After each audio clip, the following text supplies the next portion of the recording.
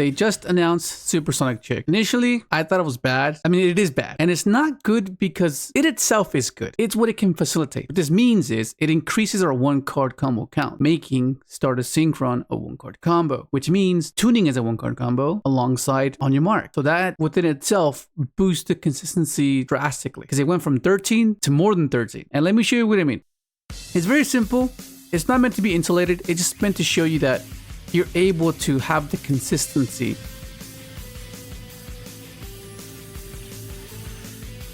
and fulfill your main objective, which is getting to this guy, which is something we didn't really have when they announced scrap cards. Okay, this is another 1-card combo, which is awesome. And some of the pivot points are a bit better with the scrap cards because with Stardust in particular, it's kind of hard to pivot if you have to normal summon this. So you kind of want to use it as an extender.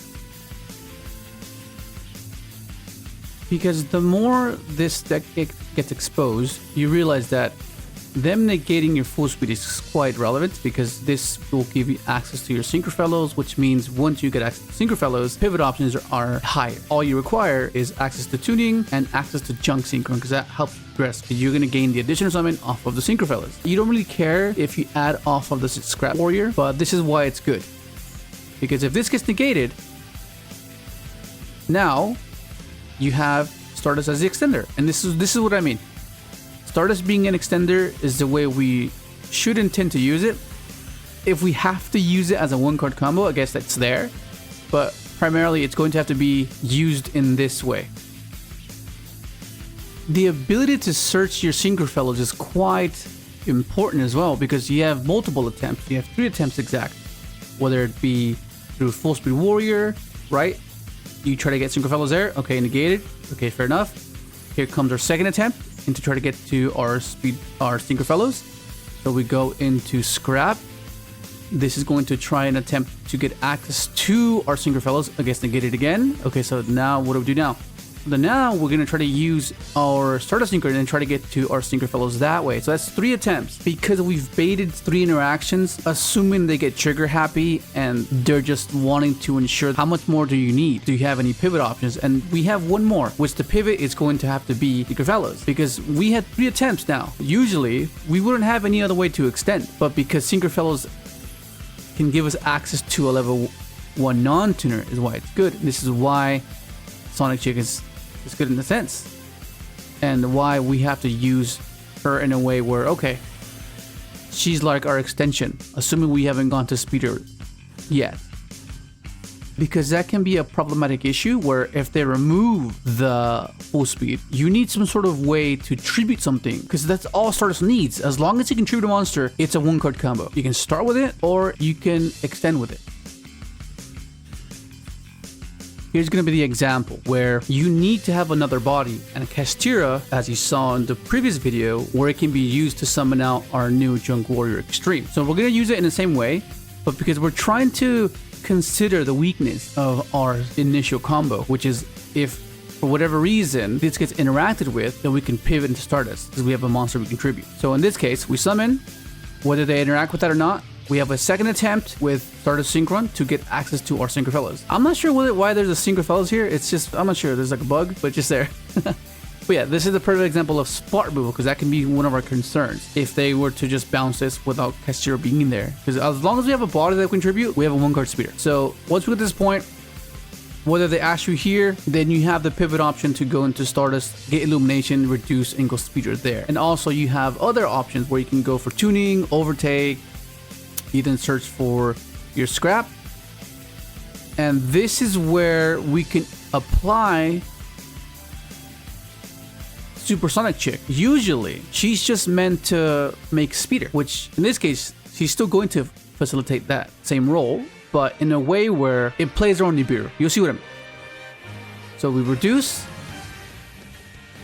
and once you get to this point, they have to interact because you already got your additional, which is going to be this guy. And now you're going to go into SD right here, 7 and 1. And once you go for SD, you have immune speeder. That's perfectly fine if they do Nibiru you because you don't really care because you have access to Supersonic Chick and you have not used your Stardust Synchron. So if they have Nibiru, this is how you force it. They drop the nib here.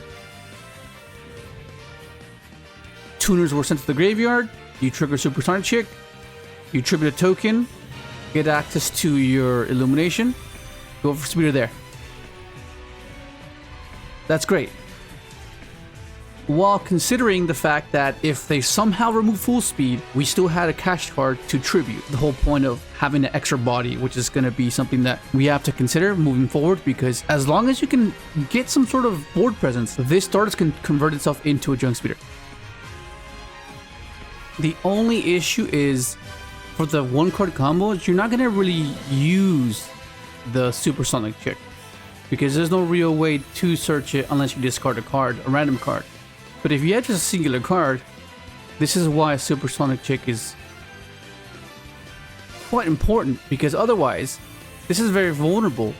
There's no way to stop this. If this imperm you here, you're cooked. So that's where we're gonna have to utilize Supersonic Chick to do a convoluted line.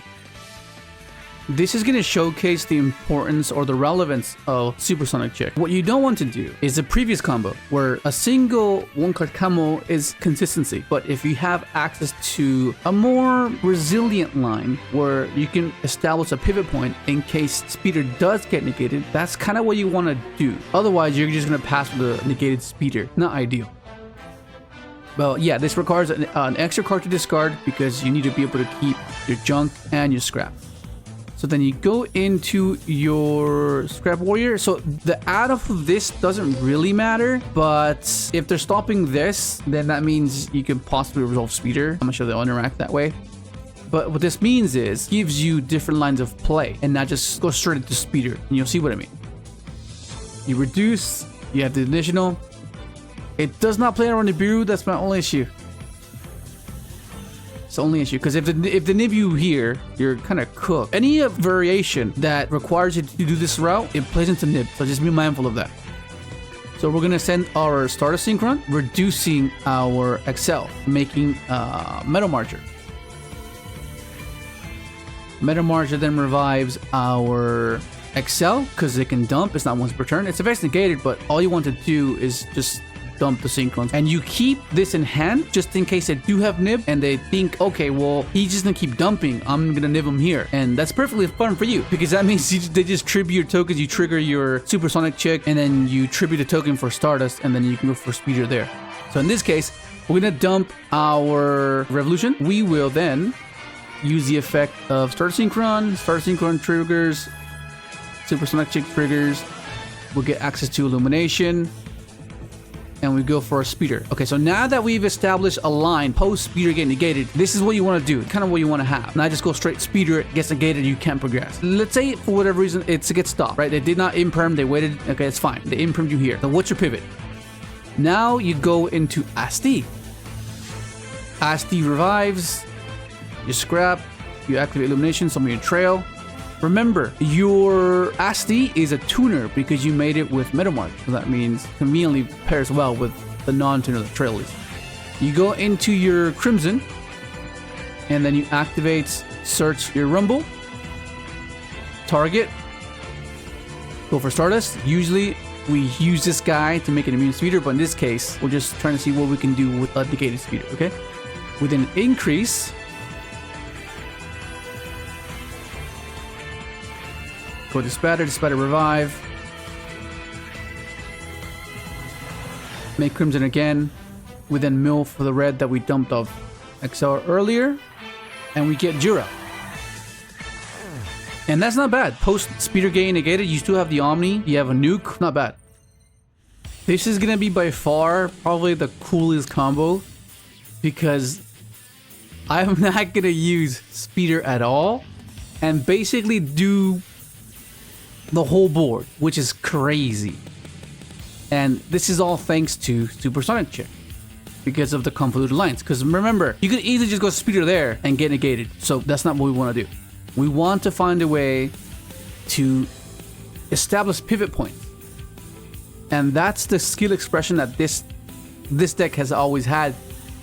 Not as resilient at times, but fundamentally, that's what you try to implement within these decks. Revive. The double dump off of XL is insane. It's so convoluted, because in their mind, they're probably waiting for Speeder. They're like, okay, I'll save my Imperm, I'll save this, I'll save Ash for Speeder because I know that's like what I want to resolve. But they're waiting for something that's never going to come, which is pretty cool. And you can only do that because of Supersonic Chick. You go for your Crimson, right? Like they're like, hang on, what's happening? Like, where's the Speeder, right? Like, where is the Speeder? And if at any given point they try to interact earlier, then all you do is make Speeder. You have Trail, you have Rumble to revive, like, you know? Like, what did he do? It's just crazy. You go for the Omega. You go for the revive. You then make your Jura. How crazy is that? Target that, make SMSD.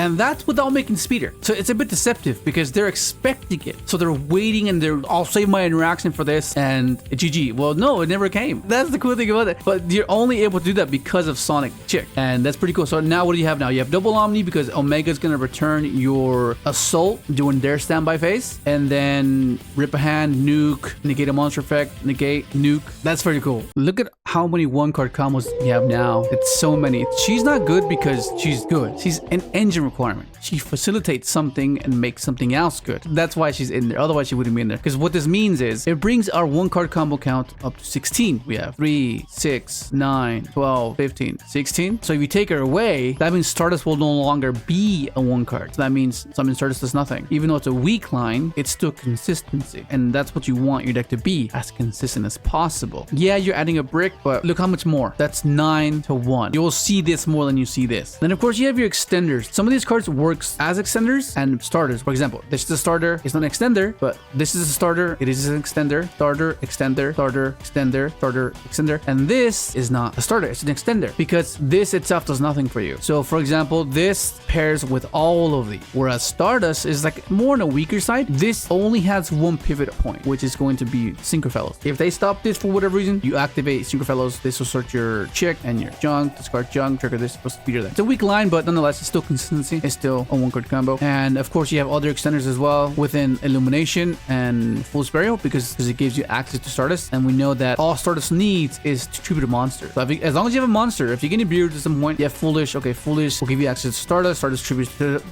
to token, gives you to Synchro Fellows, search, go Speeder there. I guess you can consider this as an extender as well because this itself is an extender, so I guess. But then you have your engine requirements, which is going to be your brick synchrons. You have to play at least minimum 2. I tried playing 1, but you can't. You need to play 2. Revolution, it can come up if for whatever reason this gets stopped. You can pivot, go tuning, try to do something from there. Assault Synchron is a bit more versatile because think of this as a cash card in a way. The thing is, okay, what happens if your full speed gets removed from the field, or what happens if your scrap warp gets removed from the field? That means you need to find a way to establish board presence again. Assault does that for you because that means that, okay, if you try to sequence out your combo and they interact with you, but you still have access to a Stardust and you can have access to this, you go special this, tribute for Stardust, and then get Fellows and then do the one card there. So I think in that sense, Assault is a bit better than all the other Synchrons as a form of extender. Jet is probably like one of the worst because you don't want to see this. I guess you can discard it and it can become an extender, but not that great. Trail's in here not because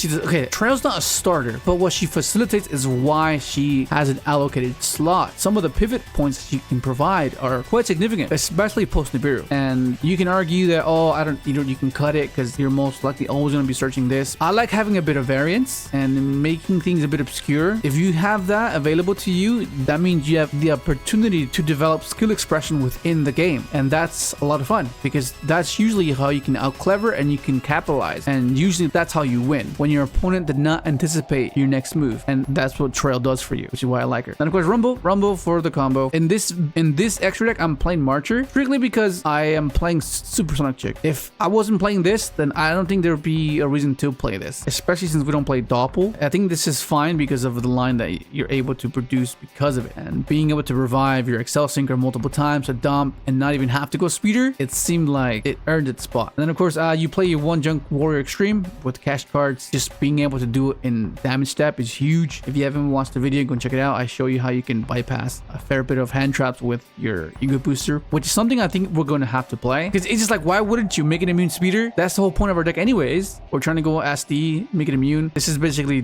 doing the same thing, except we don't have to sequence out with the Stardust. And then of course, all these tech cards that you can use, it's just something to consider, but it's just theory. We're still waiting on the last card, which I'm hoping that it's great. I just hope that they save the best for last. If you saw the meme, the reason why this is in here is because I was like, if Sonic Chicks had this effect, it would make it infinitely better for sure. I guess a thrust target. I don't know. Anyways, that's gonna be it. Hopefully you enjoyed the video. Like, subscribe if you haven't, and thanks for watching.